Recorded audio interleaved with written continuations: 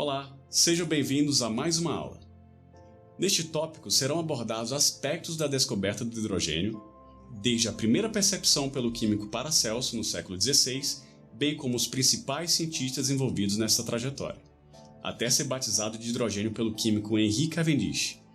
Também serão descritos os primeiros estudos envolvendo o hidrogênio, além das aplicações desenvolvidas durante o século passado.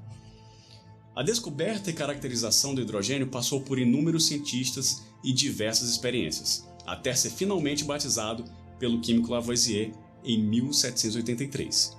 A palavra hidrogênio deriva do grego e significa que gera água. Os primeiros indícios da existência deste novo elemento surgiram a partir de experiências feitas por um alquimista em 1520, de pseudônimo Paracelso. A figura ilustra uma fotografia de Paracelso, que também ficou famoso por importantes contribuições em outras áreas como a medicina. Em algumas experiências feitas por Paracelso, o material metálico, no caso ferro, esteve sujeito a uma reação quando imerso em um meio ácido, que se tratava de ácido sulfúrico diluído.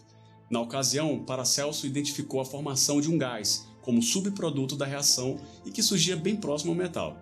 Na época, apesar de ter citado o fenômeno, Paracelso não conseguiu caracterizar e identificar com maiores detalhes aquele efeito. Em torno dos anos 1620, o médico suíço Theodor de Mayerne, ilustrado na figura, avançou nas teorias de Paracelso, reproduzindo a mesma experiência. Embora também não soubesse que o gás identificado se tratava do hidrogênio, ou então de um novo elemento, ele confirmou que o gás, subproduto da experiência, se tratava de um gás inflamável. Esta observação foi crucial na compreensão das reações químicas no futuro.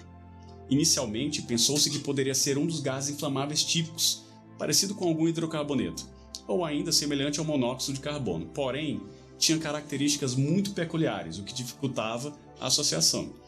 Neste contexto, a substância inflamável identificada por de Mayerne foi também denominada por outros cientistas da época como ar fictício ou ar inflamável. Por volta de 1670, Robert Boyle também realizou experiências envolvendo, então, o denominado ar fictício, em um meio contendo ácido sulfúrico diluído e o uso de uma barra de ferro. Apenas em 1766, este gás, que mais tarde seria batizado de nome hidrogênio, foi considerado pela primeira vez pelo químico físico Henri Cavendish como um elemento independente. O novo elemento era bem distinto dos outros gases combustíveis, principalmente pela sua densidade. Assim, Cavendish foi considerado o primeiro cientista a caracterizar a densidade do então ar fictício, comparando-o às substâncias típicas como ar e água.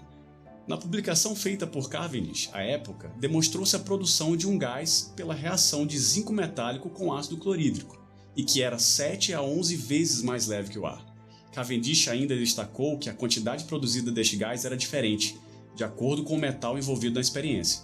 Poucos anos depois, importantes contribuições ao contexto do hidrogênio ocorreram. Em 1781, uma das contribuições veio de Cavendish, por meio da constatação de que a água era uma substância composta, formada a partir da reação do hidrogênio com o oxigênio, ou seja, uma reformulação da opinião de milênios de que a água era um elemento químico básico.